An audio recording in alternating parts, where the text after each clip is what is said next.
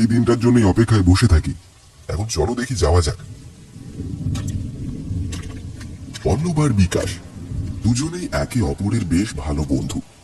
সন্ধ্যের দিকে রতনদার চায়ের দোকানে ভালোই আড্ডা জমে। তবে শনিবারের সন্ধ্যেটা প্রত্যেকের কাছেই বেশ প্রিয়, কারণ ওই দিনেই আবির্ভূত হন সকলের পছন্দের নবীন খুঁড়ো।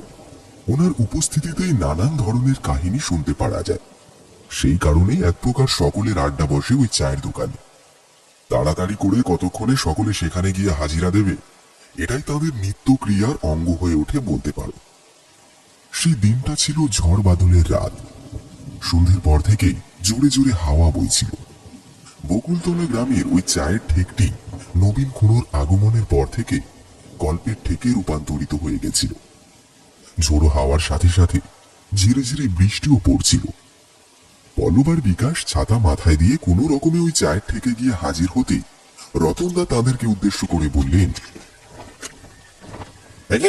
আপনার আসতে আজ এত দেরি হলো কেন? দেখেন সকলে এসে পড়েছে। ওইদিকে নবীন খুঁড়ো সেই কখন থেকে আপনাদের জন্য পথ চেয়ে বসে আছে। আপনারা না এলে উনি তো গল্প শুরু করতে পারছেন না। আরে বাবা, আরো আগেই চলে আসতাম, কিন্তু রাস্তাঘাটের যে অবস্থা, তাতে করে তাড়াতাড়ি পা চালিয়ে আসাটাও তো দায় বলতে পারো। এমনিতেই বৃষ্টি বাদলের দিনে রাস্তায় একেবারে কাদা জমে গেছে, আর তার উপরে আবার অনবরত বাজের শব্দে প্রাণ একেবারে অষ্টাগত। কি করতাম বলো দেখি?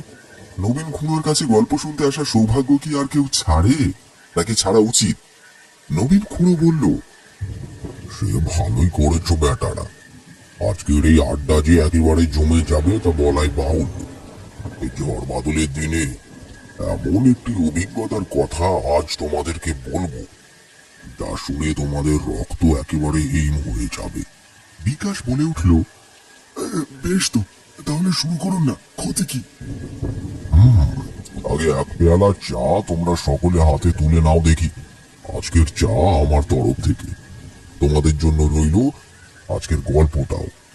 নবীন খুঁড়োর কথা শুনে সকলেই বেশ খুশি হলেন, আর তিনি প্রবেশ করলেন তার গল্পে। তোমরা কেউ পশ্চিমবঙ্গের উত্তরণ স্টেশনটির নাম শুনেছ কিনা জানা নেই, তবে তোমরা তো জানোই পেশায় আমি একজন স্টেশন মাস্টার ছিলাম। ফলে আমাকে একাধিক স্টেশনে ঘুরে ঘুরে বেড়াতে হয়েছিল। এছাড়াও সেই সময়কার পশ্চিমবঙ্গের বেশিরভাগ গ্রামই ছিল ভূতেদের নিবাস স্থল। সেখানে যাওয়া মানেই নানান রকমের অভিজ্ঞতার বোঝা বয়ে বেড়াতে হতো। পরিসর থাকলেও সেখানে বসবাসের উপযোগী পরিস্থিতি ছিল না বললেই চলে। কিছু না কিছু ভয়ানক ঘটনা লেগেই থাকত। আমি বেশিরভাগ জায়গাতেই একাই যেতাম। এই বকুলপুর গ্রামেই আমি থাকতাম। এখান থেকে সরকারি চাকরির প্রয়োজনে একাধিক গাঁয়ে আমাকে পরিভ্রমণ করতে হয়েছিল। এছাড়াও ভারতবর্ষের বিভিন্ন স্থানেও আমাকে যেতে হয়েছিল। সেই সুবাদেই ভারত ভ্রমণেরও এক বিচিত্র অভিজ্ঞতা অর্জন করেছিলাম বইকি। তা বেশ তো, কত জায়গাতেই না আপনি ঘুরেছেন। রাত বিরেতে ওই সকল ভৌতিক স্টেশনের আর গ্রামগঞ্জের কথা শুনতে কারই না ভালো লাগে। আমরা তো ওই কারণেই আপনার গল্পের এত বড় ভক্ত হয়ে উঠেছি। তাহলে আজকে আপনার কাছ থেকে উত্তরণ স্টেশনের কাহিনী শুনবো, তাই তো? একেবারেই ঠিক ধরেছ। যাক, তাহলে কথা না বাড়িয়ে এবারে কাহিনীখানা শুরু করি। বাইরে বৃষ্টির রেশটা তখন ধীরে ধীরে বৃদ্ধি পেতে শুরু করেছিল, আর সেই সাথে বজ্রপাতের শব্দ বেশ তীর্যকভাবে শরীরে এসে বিঁধছিল। নবীন খুঁড়ো গল্প বলতে শুরু করলেন। উত্তরণ স্টেশনটি পশ্চিমবঙ্গের দ্বারভাঙা জেলার সংলগ্ন একটি স্টেশন ছিল। সেখান দিয়ে আগে প্যাসেঞ্জার ট্রেন যেত। নিয়মিতভাবে প্যাসেঞ্জার ট্রেন যাওয়ারই চল ছিল, কিন্তু ধীরে ধীরে এক কঠিন পরিস্থিতির দরুন এই স্টেশনের উপর দিয়ে প্যাসেঞ্জার ট্রেন পার হওয়া বন্ধ হয়ে যায়। তারপরে কেবল মালগাড়ি যেত। আমি যখন এই স্টেশনের ডিউটি জয়েন করেছিলাম তখন কেবল মালগাড়ি যেত। সিগন্যাল দেখানোর কাজ করতাম আমি, আর বেশিরভাগ সময় আমার রাতে ডিউটি পড়তো। ওই স্টেশনে রাতের বেলা আমি ছাড়া আর অন্য কোনো স্টেশন মাস্টারও ছিলেন না। বুঝতেই পারছো, এমন অন্ধকারাচ্ছন্ন গ্রাম্য স্টেশনটিতে যেখানে একটা জনপ্রাণীও নেই, সেখানে কিভাবে আমাকে একাকী জুঝতে হয়েছিল। আর তাছাড়াও স্টেশনে একটা হ্যারিকেনের ব্যবস্থাও ছিল না। আমাকে দূরে একটি সরকারি কোয়ার্টারও দেওয়া হয়েছিল, সেখান থেকেই আমি যাতায়াত করতাম। কিন্তু সেই কোয়ার্টারের থেকে স্টেশনের দূরত্ব ছিল প্রায় 10 কিলোমিটারের মতন। এতটা রাস্তা আমাকে পদব্রজে অতিক্রম করতে হতো, তারপর আবার ফিরেও আসতে হতো। রাতের দিকেই বেশি ডিউটি দিতে হতো। সারা রাত মশার কামড় সহ্য করে ওই হ্যারিকেন জ্বালিয়ে মালগাড়ির জন্য অপেক্ষা করতে হতো। তবে একটা কথা না বলে পারছি না, ওই স্টেশনে মালগাড়ি দাঁড়াতো না। শুনেছিলাম আগে যখন প্যাসেঞ্জার ট্রেন চলতো তখনও নাকি ওই স্টেশনে রাতের বেলা গাড়ি দাঁড় করানো ছিল এক প্রকার নিষিদ্ধ। আমি প্রথম দিকে এর কারণ জানতে পারিনি, কিন্তু পরবর্তীকালে এই বিষয়টি এক স্থানীয় গ্রামবাসীর কাছে শুনেছিলাম। তিনি ছিলেন ওই গ্রামের মোড়ল মশাই, নাম দীপঙ্কর।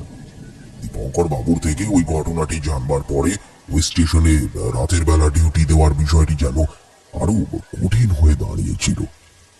কিন্তু কি আর করি বলো, চাকরির সুবাদে নাকচ করাও সম্ভব ছিল না। দীপঙ্কর বাবু একদিন আমাকে বলেছিলেন, সবকিছু জানার পরেও যে আপনি কিভাবে ওই স্টেশন পাহারা দেন, এই আমার ধারণার বাইরে নবীন বাবু। আপনি কি এই জায়গাটি সম্পর্কে কিছুই জানেন না? কেন, কি আছে সেখানে? আমি তো প্রায় 5 মাস ধরে ওখানে পাহারা দিচ্ছি। তবে একটা কথা কি, রাতের বেলা কেমন যেন গা ছমছম করতে থাকে। মনে হয় কেউ যেন এসে আমার পাশে দাঁড়িয়ে রয়েছে। মাঝে মধ্যে ফাঁকা ঘরের মধ্যে কারুর চলাফেরার শব্দ শুনতে পাই। আবার মাঝে মাঝে দরজা জানালা আপনা থেকে খোলা বন্ধ হতে থাকে, কিন্তু সেখানে রাতের অন্ধকারে আমি ছাড়া তো আর কেউই থাকে না। তাহলে আপনি বলুন, এমনটা কিভাবে সম্ভব? আরে মশাই, আপনি তো দেখছি এই বিষয়ে কিছুই জানেন না। এই জায়গাটি একেবারেই আপনার উপযুক্ত নয়। থাকার উপযুক্ত হলে কি আর আমি আপনাকে বলতাম না? নেহাত সরকারি চাকরি করেন বলে তাই, না হলে বলতাম এখান থেকে প্রাণ বাঁচিয়ে পালান। এই স্টেশন তো ভূতের আড্ডাখানা। এখানে এক মহিলার প্রেতকে দেখতে পাওয়া যায়। আপনার আগে যারা এখানে এসেছেন তারা প্রত্যেকেই এখান থেকে পালিয়ে গেছেন। কেউই এখানে বেশি দিন থাকতে পারেননি। সকলকেই বদলি নিয়ে পালিয়ে যেতে দেখেছি। একটি মেয়ের আত্মা এই স্টেশনে ঘুরে বেড়ায়। শুনেছিলাম মেয়েটি নাকি প্যাসেঞ্জার ট্রেন থেকে ধাক্কা খেয়ে পাশের লাইনে পড়ে গেছিল। ব্যথার চোটে ঘুমাচ্ছিল, আর এমন সময় উল্টো দিকের লাইনে সজোরে এগিয়ে আসছিল আরেকটি ট্রেন। সেই ট্রেনটিকে আটকানোর সামর্থ্য ওই মেয়েটির শরীরে না থাকায় সে ওই ট্রেনে কাটা পড়ে। তার মৃত্যুর ইতিহাস খুবই নৃশংস। কিন্তু চলন্ত ট্রেন থেকে ওই মেয়েটি কিভাবে এমন করে পড়ে গিয়েছিল এ কথা কেউ জানেন না। সকলে বলেন সেই থেকে এই মেয়েটির বিদেহী আত্মা নাকি এই স্টেশনেই ঘুরে বেড়ায়, আর যাকে দেখে তার পিছনেই ধাওয়া করে। মেয়েটি নাকি তার কাহিনী সকলকে জানাতে চায়। এটাই নাকি তার ঐকান্তিক ইচ্ছা বলতে পারেন। দীপঙ্কর বাবুর মুখে এমন কথা শোনার পর আমার তো গায়ের রোম খাড়া হয়ে গিয়েছিল। আমি কোনো কিছু কল্পনাই করতে পারছিলাম না। যেখানে আমি বিগত 5 মাস ধরে রয়েছি, সেখানে এমন কিছু রয়েছে জেনে আমার শির দাঁড়াবে ইমেল রক্তের স্রোত বয়ে গিয়েছিল। ওই কারণেই আমি এমন সব কর্মকাণ্ডের শিকার হয়েছিলাম। সবসময় কারুর না কারুর উপস্থিতি আমাকে তাড়া করেই বেড়াতো। এর থেকে রক্ষে পাওয়ার উপায় ছিল ওই স্টেশন থেকে বদলি নিয়ে অন্য কোথাও চলে যাওয়া, কিন্তু সেই সময় কমপক্ষে 1 বছরের পূর্বে কোথাও বদলি করার নিয়ম ছিল না।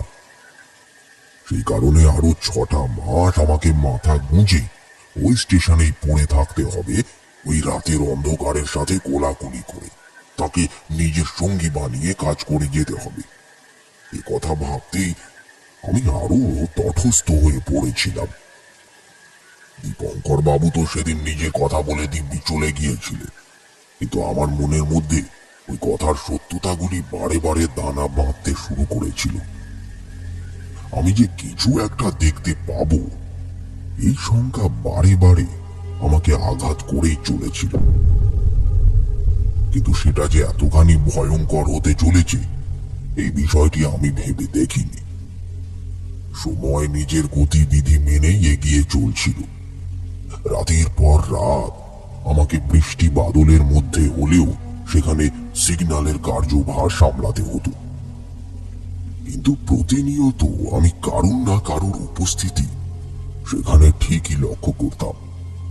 সব সময় আমার আশেপাশে কারুর উপস্থিতি আমি টের পেতাম। মনে হতো কেউ যেন ফিসফিসিয়ে আমার কানে কানে কিছু একটা বলে যেতে চাইছে। তার এই অবর্ণনীয় উপস্থিতি আমার শিরায় হিম শীতল রক্ত বইয়ে দেওয়ার পক্ষে একেবারে যথেষ্ট ছিল।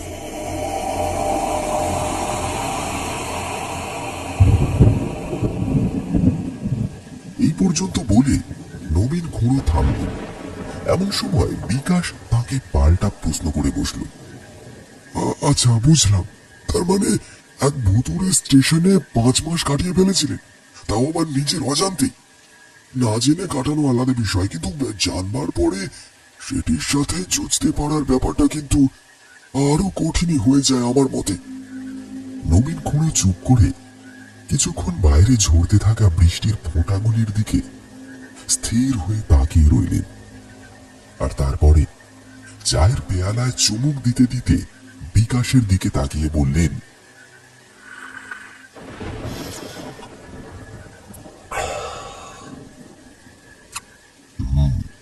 কঠিন তো ছিলই, কিন্তু সময়ের সাথে সাথে পরিস্থিতি আরো অনেক বেশি কঠিনতর হয়ে উঠতে শুরু করেছিল বলতে পারো। সত্যি সে এক বিভীষিকারী দলিল বলতে পারো। তাড়াতাড়ি বলুন কি দেখেছিলেন, আর যে তর সইছে না। নবীন খুঁড়ো মৃদু হাসলেন। এরপরে আবার গল্পে প্রবেশ করলেন। উপস্থিত সকলেই মনোযোগ সহকারে শুনতে থাকলো তার কথাগুলি। উনি বলে চললেন, একদিন আমি স্টেশনের কাজ সেরে নিজের কোয়ার্টারের দিকে ফিরছি। এমন সময় দেখি একটা প্যাসেঞ্জার ট্রেন ট্র্যাক ধরে আমার দিকে এগিয়ে আসছে। বিষয়টা দেখা মাত্রই আমার গায়ে একেবারে কাঁটা দিয়ে উঠেছিল। যে লাইনে প্যাসেঞ্জার ট্রেন চলাচল প্রায় 10 বছরের উপর বন্ধ হয়ে গেছে, সেখানে ওই ওই বাদলার রাতে প্যাসেঞ্জার ট্রেন আসতে পারে কি করে? এক নিমেষে মনে হয়েছিল যা দেখছি সবই বোধহয় মনের ভুল। কিন্তু ট্রেনটা যখন দ্রুত গতিতে স্টেশনের দিকে এগিয়ে আসতে থাকলো, তীব্র আলোর শিখাটা স্টেশনের ওই অন্ধকারাচ্ছন্ন পরিবেশটাকে একেবারে আলোকিত করে তুলল। সেই সাথে জোরে জোরে বাজতে থাকলো হর্ন। ওই হর্নের শব্দ আমার হৃদস্পন্দনকে আরো দ্বিগুণ মাত্রায় বাড়িয়ে তুলেছিল। তখন আমি আমি কোনো কিছুর হদিশ পাচ্ছিলাম না। কি করবো সেটাও বুঝে উঠতে পারছিলাম না। আমি তাড়াতাড়ি করে স্টেশনের দিকে এগোতে থাকলাম, নিজের মনকে বোঝালাম এত রাতে তো এদিকে ট্রেন আসার কোনো সম্ভাবনাই থাকে না। আর যদি বা থাকে তাও মালগাড়ি। প্যাসেঞ্জার ট্রেন এখানে এলো কিভাবে? তাহলে কি পথ ভুল করেছে? এ আবার কেমন বিপত্তি! এত মাস ধরে এখানে কাজ করছি, অথচ কোনোদিন এমন অবস্থার মুখাপেক্ষিত হতে হয়নি। তাহলে কি সমস্যা? এসব 7-5 ভাবতে ভাবতে আমি ওই প্যাসেঞ্জার ট্রেনটির দিকে এগোতে শুরু করলাম। হাতে ছিল একখানা হেরিকেন। তাড়াতাড়ি করে ট্রেনটিকে সাবধান করতে যাব, এমন সময় দেখি এক মহিলা ওই লাইনের উপরেই পড়ে রয়েছে। এ কি সর্বনাশ! মহিলা ওখানে এলো কিভাবে? একে যে ওই লাইন থেকে সরাতে হবে, না হলে যে এই ট্রেন তাকে এক মুহূর্তে চাপা দিয়ে চলে যাবে। ট্রেনের গতিবেগ যেন ক্রমাগতভাবে বৃদ্ধি পেতে শুরু করেছিল। ওই মহিলার দিকে সেটি দ্রুততার সাথে হর্নের শব্দ করতে করতে এগিয়ে আসছিল। রাতের ওই শান্ত পরিবেশটা যেন এক নিমেষে দামামা বাজিয়ে আমাকে নতুন এক পরিসরের দিকে ঠেলে দিচ্ছিল। যা দেখছি তা আদৌ কি সত্যি কিনা তা নিজের মনকে বিশ্বাস করাতে করাতে দেখলাম ট্রেনটা একেবারে মহিলাটির খুব কাছে চলে এসেছে। এই অবস্থায় নিজের প্রাণের মায়া ভুলে গিয়ে ঝাঁপিয়ে পড়লাম লাইনের উপরে। আর তারপর মহিলাটিকে রক্ষা করার জন্য দৌড়তে শুরু করলাম। প্রাণপণে দৌড়ে চললাম সেই দিকে। অনেক চেষ্টা করলাম মহিলাটিকে ধরে ধরে লাইনের এপারে নিয়ে আসবার, কিন্তু কোনো লাভ হলো না। আমি মহিলাটিকে বারবার সাবধান করতে শুরু করলাম, দেখুন আমার হাতটা ধরুন, দয়া করে উঠে আসুন। মহিলাটি আমার কথা কানেই নিলেন না। এমন সময় তিনি তার তীক্ষ্ণ দৃষ্টি দিয়ে আমার দিকে তাকালেন। আমি দেখলাম তার চোখের কোটর দুটো শূন্য, সেখানে সেখানে কোনো মুখি নেই। আর ওই মহিলার মুখের একটা অংশ কঙ্কালে পরিণত হয়েছে। আরেকদিকে মাংস একেবারে ঝুলে পড়েছে। আমি আমি চিৎকার করে উঠলাম।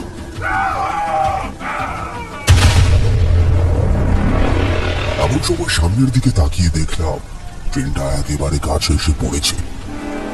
হুইসেলের শব্দ বাতাসের সনসনানির আওয়াজকে কাটিয়ে একেবারে দ্রুততার সাথে ধেয়ে এলো আমার দিকে। আমি জানতাম আমার আমার মৃত্যু নিশ্চিত। আমি হাঁ করে তাকিয়ে রইলাম সেই বিভীষিকার দিকে। ট্রেনের আলো আর হুইসেলের শব্দের মধ্যে কোথাও যেন আমার অস্তিত্বটা হারিয়ে গেল।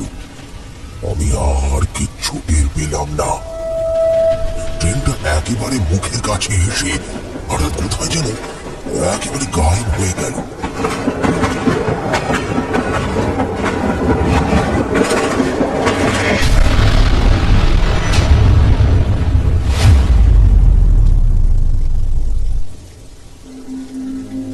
পরিষ্কার অনুভব করলাম সেটি আমাকে ধাক্কা দেওয়ার আগেই অবসরে কোথাও যেন নিজেকে মিলিয়ে দিল। প্রকৃতি যেন এক নিমেষে ওই মুহূর্তটাকে গ্রাস করে নিল। অথচ অথচ আমার আমার মৃত্যু যে একেবারে নিশ্চিত ছিল। কিন্তু কি হলো? কোথায় আটকে গেলাম আমি? কেন এমনটা হলো? সময়ের পরিধির সাথে তাল মিলিয়ে কোথাও আমার বিমর্ষ কল্পনাগুলি যেন নতুন করে শিখরে বাসা বাঁধতে শুরু করেছিল। অথচ সামনে দেখা ওই বিভীষিকা কোথায় যে মিলিয়ে গিয়েছিল আমার খেয়াল নেই। আমি ধরপড় করে উঠে দাঁড়ালাম। দেখলাম লাইনটা একেবারে শুনশান। পরিবেশটা সেই অন্ধকারের মধ্যেই আচ্ছন্ন হয়ে পড়েছে। কোথাও কারোর কোনো অস্তিত্ব নেই। আমি জোরে জোরে হাঁপাতে শুরু করলাম। দেখলাম সেই মহিলাও সেখানে উপস্থিত নেই। উনি কোথায় হারিয়ে গিয়েছিলেন তা আমার জানা নেই। তবে ওই অন্ধকার যেন এক নিমেষে আমাকে গ্রাস করে ফেলেছিল। আমি তাড়াতাড়ি করে আবার স্টেশনে চলে এলাম। স্টেশন চত্বরটাকে তন্ন তন্ন করে খুঁজে কোথাও সেই মহিলার অস্তিত্বটুকু পেলাম না। আর ধুন্ধুমার গতিতে এগিয়ে আসা ওই মৃত্যু যানটিও অন্ধকারের মধ্যে কোথায় তলিয়ে গিয়েছিল সেটারও কোনো হদিশ খুঁজে বার করতে পারলাম না। স্টেশন মাস্টারের জন্য যে ঘরটি বরাদ্দ রাখা হয়েছিল সেটি আয়তনে খুবই ক্ষুদ্র হওয়ায় সেখানে গিয়ে বসেও যে দুদণ্ড শান্তির নিঃশ্বাস ফেলতে পারবো তেমন পরিস্থিতিও ছিল না। সেই সাথে বাজের আওয়াজটা যেন বুকের ভিতরে কড়া নাড়িয়ে দিয়ে যাচ্ছিল। আমি সামান্য জল খেলাম, তারপরে থতমত হয়ে পুনরায় উঠে দাঁড়ালাম। শুনেছিলাম দিবালোকেও নাকি স্বপ্ন দেখা যায়। সবসময় যে ঘুমের ঘোরে আসতে থাকা স্বপ্নই আমাদের বিভীষিকার কারণ হয় এমনটা কিন্তু নয়। সেদিন আমার চোখের সামনে ঘটতে থাকা ওই ঘটনাটি দিবা স্বপ্নের মতোই আমাকে তাড়া করে বেড়াচ্ছিল। অথচ মীমাংসা করবার জন্য কিংবা নিজের মনের মধ্যে ওঠা প্রশ্নগুলির সঠিক উত্তর খোঁজার জন্য একটা অনুকূল পরিচিত মানুষের উপস্থিতি সেখানে খুঁজে পেলাম না। যা দেখলাম তা সত্য নাকি কল্পনা তাও আন্দাজ করতে পারলাম না।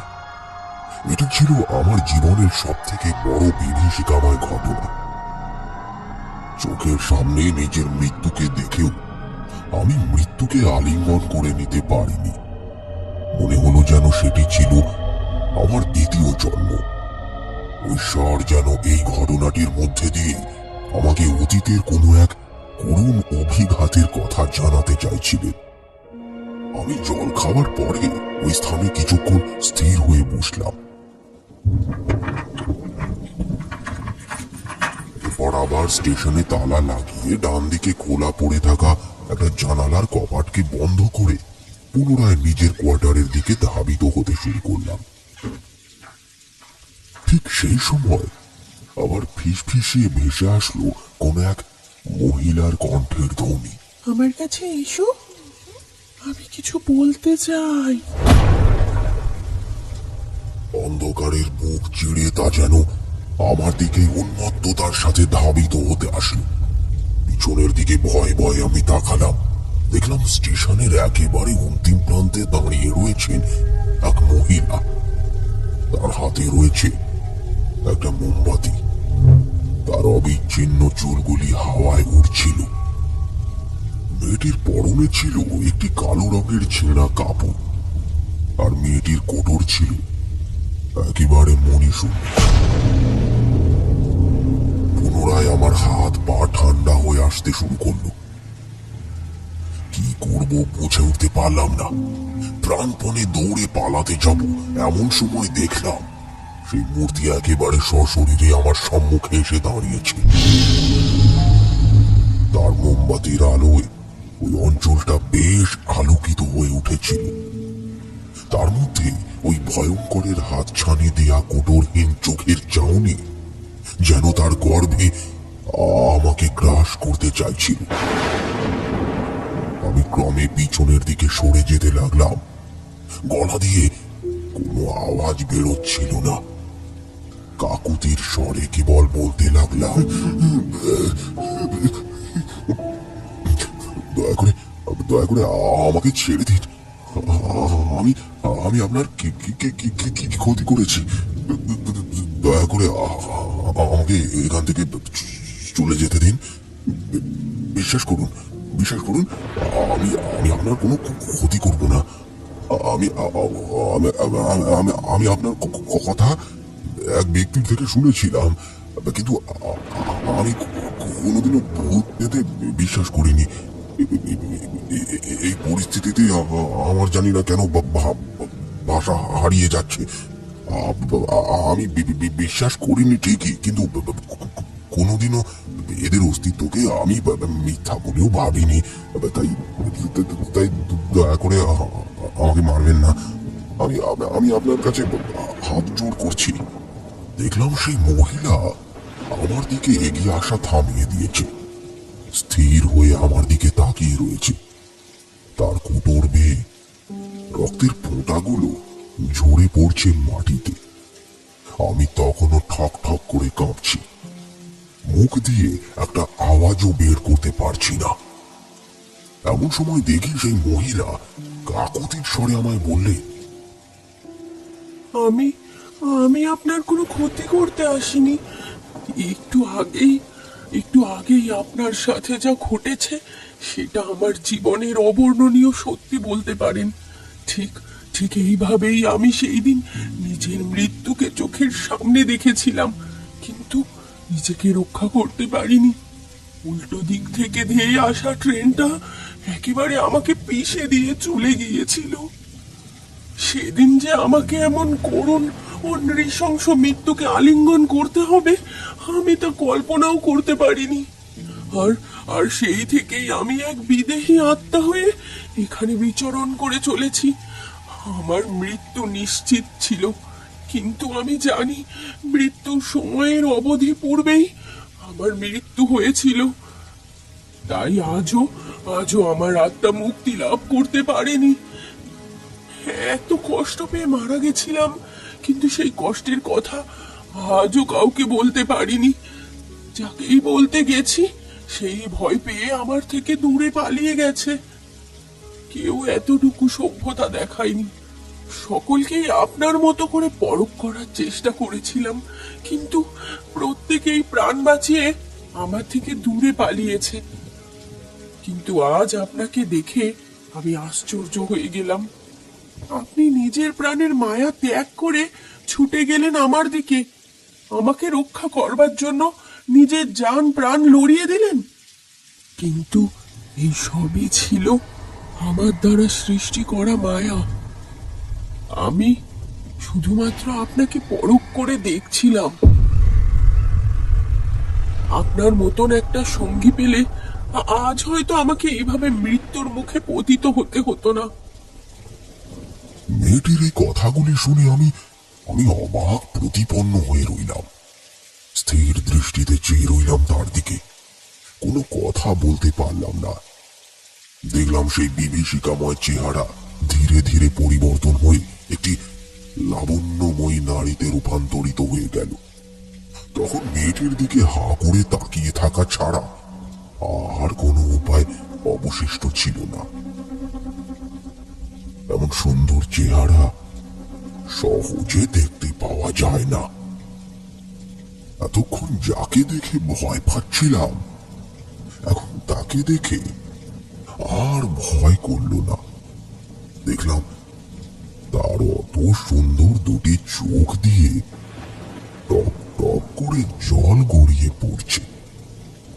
আমি তখন আর নির্দয় হয়ে তাকে ভূত ভেবে দৌড়ে পালাতে পারলাম না। মেয়েটি পুনরায় আমাকে বলল, দয়া করে আমার এই কাহিনী শুনুন। যদি আমি কাউকে এই কাহিনীর সম্পূর্ণটা জানাতে পারি, তাহলে আমি এই কষ্টময় জীবন থেকে মুক্তি পেয়ে যাব। আমাকে দয়া করে মুক্ত হতে দিন। এই জীর্ণ যন্ত্রণাময় বাঁধনের মধ্যে আবদ্ধ হয়ে থাকতে থাকতে আমাকে যে প্রতিদিন নতুন করে মরতে হচ্ছে। একবার কষ্ট পেয়ে মরেও যে আমি শান্তি পাইনি। রোজ রোজের এই মৃত্যুর হাত থেকে রক্ষা করতে দয়া করে একটিবার আমার কাহিনীটি শুনুন। মেয়েটির অন্তর করুণ আর্তনাদ জানালে আমি আর স্থির থাকতে পারলাম না। তাকে সঙ্গে নিয়ে এগিয়ে গেলাম স্টেশন মাস্টারের ঘরের দিকে। এরপর তালা খুলে ঘরের ভেতর প্রবেশ করলাম।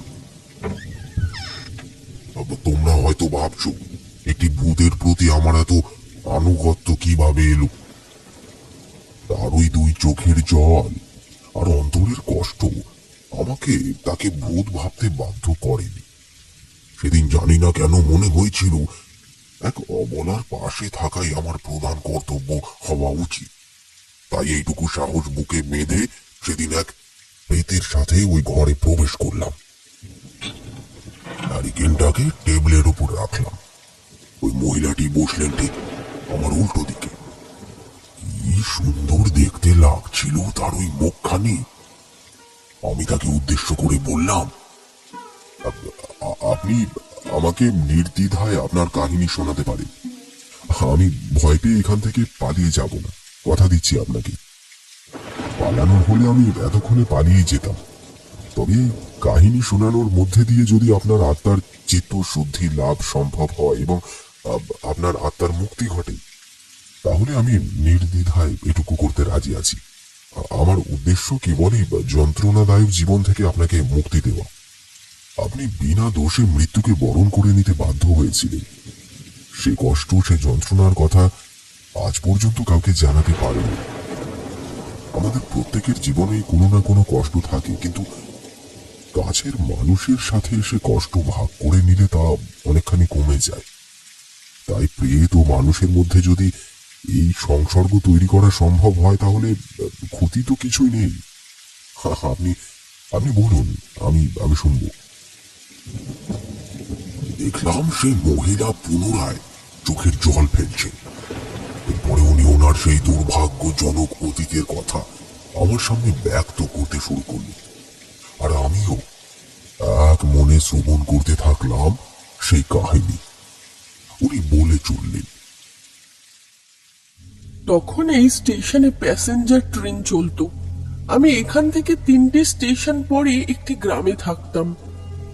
আমার পরিবারের লোকেরা জোর করে একজনের সাথে আমার বিয়ে ঠিক করে দিয়েছিল। গ্রামেরই ছেলে ছিল সে, কিন্তু ছেলেটিকে একেবারেই আমার পছন্দ ছিল না। তাই আমি ঠিক করি নিজের প্রেমিকের হাত ধরেই গ্রাম ছেড়ে রাতের অন্ধকারে পালিয়ে যাব। শহরে গিয়ে ঠিক কিছু না কিছু একটা করে নিজেদের জীবন কাটিয়ে দেব। একা থাকার কষ্টের থেকে তো মুক্তি। একজনকে ভালোবেসে অপরজনের সাথে সহবাস করা আমার পক্ষে সম্ভব ছিল না। আমি চিরকালই সমীরকে ভালোবাসতাম। একদিন রাতের অন্ধকারে আমি কিছু জামা কাপড় একটা লোহার ট্রাঙ্কে ভরে সমীরের সাথে পালিয়ে গেলাম। সেই দিন অনেক রাতে ছিল ট্রেনটা। ট্রেন এসে পৌঁছালো স্টেশনে।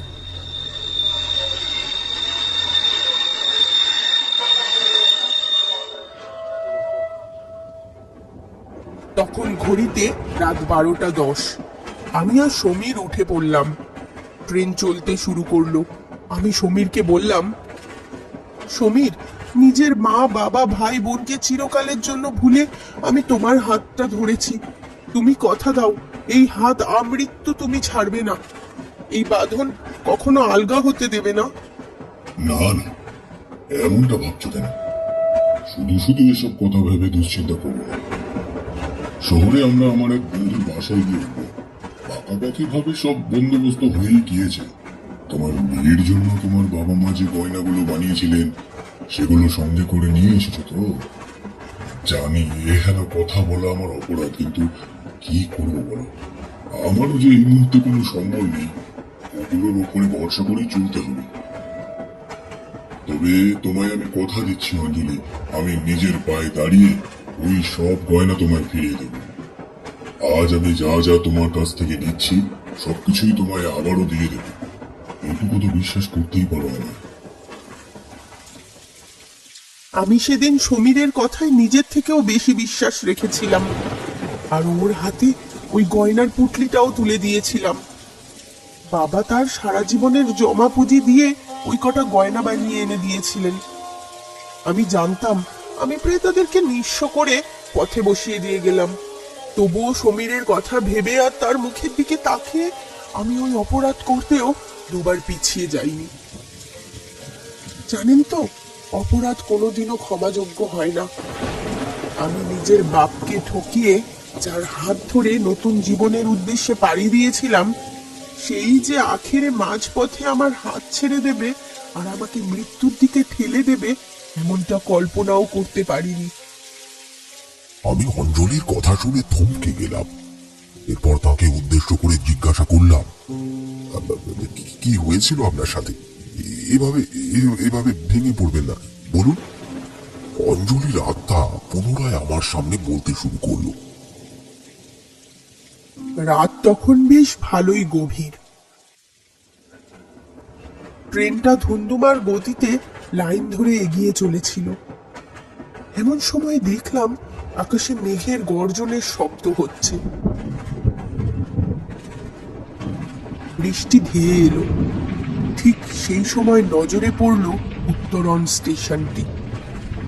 সমীর আমার হাত থেকে প্রয়োজনের সমস্ত জিনিসগুলো ছিনিয়ে নিল। এরপর আমাকে বলল, তুই কি ভাবলি আমি তোকে ভালোবাসি? কোনোদিনও না। শহরে একজন আছে, তার সাথে বিয়ে হবে আমার। সবকিছু ঠিকঠাক হয়ে গিয়েছে, কাজেই ভুল ভাঙানোটা খুব জরুরি ছিল। গ্রামে থেকে এসব কথা বললে তো তুই কোনোদিনও বিশ্বাসই করতিস না, আমাকে একটা জিনিসও দিতিস না। তাই ছলের আশ্রয় নিয়ে আমার তোর কাছ থেকে এই সোনা দানাগুলো হরপ করতে হলো। আমার টাকার প্রয়োজন ছিল, বুঝলি, অনেকগুলো টাকা। জানিস, ওই মেয়েটির বাপের প্রচুর সম্পত্তি, কিন্তু ওর বাপের আদেশ ছিল যে আমাকে 40,000 টাকা দিতেই হবে, তবেই নাকি আমার যোগ্যতার প্রমাণ পাবেন উনি, আর ওনার মেয়েকে আমার হাতে তুলে দেবে। আমি এসবের পিছনে কি কারণ আছে জানতেও চাইনি। জানিস কেন? কারণ আমি শ্যামলীকে ভীষণ ভালোবাসি। ওকে ছাড়া আমি বাঁচতে পারবো না, তাই আমাকে এটা করতেই হলো। কিন্তু তোকে ছাড়া আমি এমন বোকাও কাউকে বানাতে পারতাম না। তুই হলি কি আমার সোনার ডিম পাড়া হাঁস। এইসব শুনে আমি থরথর করে কাঁপতে লাগলাম। এরপরে সমীর আমাকে বলল, কিন্তু তোকে যদি আমি বাঁচিয়ে রাখি তাহলে তুই আমাকে শান্তিতে বাঁচতে দিবি না। তাই তাই তোকে মেরে ফেলতেই হবে। অনেক কাজ করেছিস তুই, অনেক ভাবে আমাকে সাহায্য করেছিস, কিন্তু তোকে না মারলে আমার আরো বিপদে পড়তে হবে। তুই তো আবার পুলিশের কাছে গিয়ে সবটা বলে দিবি। না না সমীর, এটা করো না।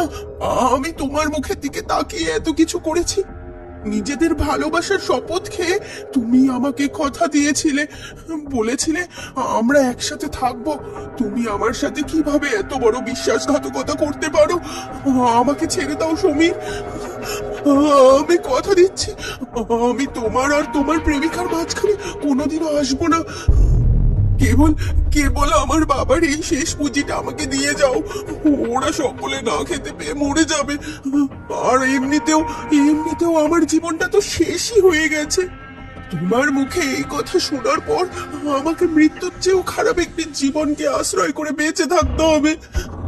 নিঃশ্বাস নেব, কিন্তু শরীরে কোনো প্রাণ থাকবে না। আধমরা শরীরটাকে নিয়েই না হয় বাঁচবো, কিন্তু কিন্তু আমার বাবা মার তো কোনো দোষ নেই। ওদেরকে শান্তিতে বাঁচতে দাও। এগুলো ওদের হাতে তুলে দিয়ে আমি নিরুদ্দেশ হয়ে যাব। কথা দিলাম, কারোর পথে কোনোদিনও বাধা সৃষ্টি করতে আসবো না। সমীর আমার এত কাগজে মিনতি করা সত্ত্বেও সেই দিন আমার প্রতি একটুও দুর্বলতা দেখালো না। আমাকে ঠেলা দিল, ওই ধাক্কা আমি সামলাতে পারলাম না, চিৎকার করে উঠলাম।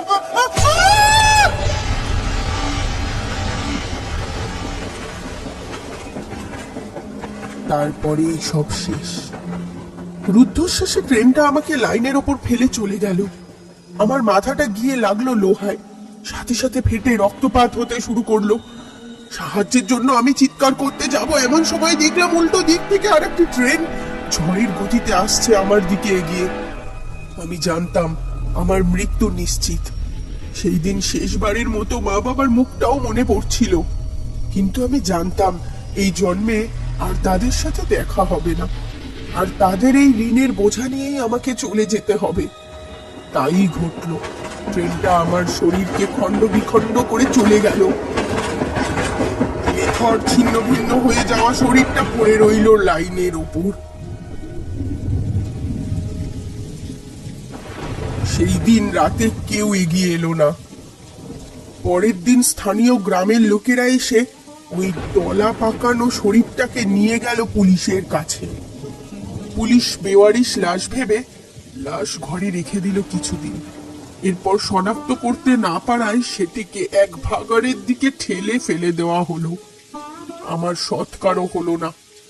মা বাবা জানলেন আমি নিরুদ্দেশ হয়ে গেছি। কিন্তু সমীর ঠিকই এর শাস্তি পেয়েছিল। যাকে সে ভালোবাসতো সেই মেয়েটিও ওর সাথে বিশ্বাসঘাতকতা করেছিল।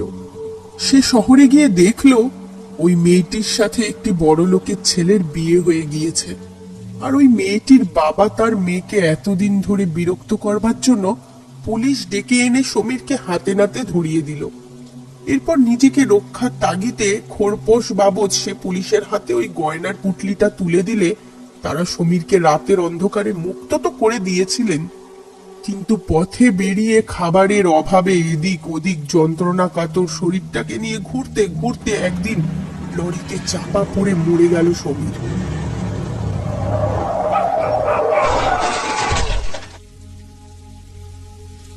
সবকিছু দেখেছি নিজের চোখে। আমি ওকে শাস্তি দেওয়ার আগেই এই প্রকৃতি ওকে শাস্তি দিয়েছে, কিন্তু এত কিছু একাই বুকে নিয়ে বেঁচে থাকতে হয়েছে আমাকে। আমি কোনোদিনও আমার এই কাহিনী কাউকে জানাতে পারিনি।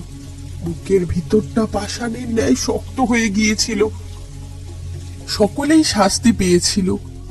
সমীরও নিজের পাপের বোঝা মাথায় নিয়ে চলে গেছিল এই পৃথিবী ছেড়ে, কিন্তু আমাকে একাকী বিদেহী আত্মা হয়ে পড়ে থাকতে হলো এই স্টেশনে। সকলেই আমার ভয়ে এখান থেকে পালিয়ে যেতেন। সকলের মনে কেবল একটাই ভয় আর আতঙ্ক দানা বেঁধেছিল। যে কজন স্টেশন মাস্টার এসেছিলেন তারা প্রত্যেকেই ভয় পেয়ে এখান থেকে পালিয়ে গিয়েছিলেন। আমার এই কাহিনী অধরা ইতিহাসে দলিল হয়েই রয়ে গিয়েছিল। কিন্তু আমি অনেক শান্তি পেয়েছি। এতদিনের জমা কথাগুলো অন্তত পক্ষে কাউকে জানিয়ে যেতে পারছি। এর থেকে বড় শান্তি আর হয় না। এবারে আমি মুক্তির নিঃশ্বাস ফেলতে পারবো।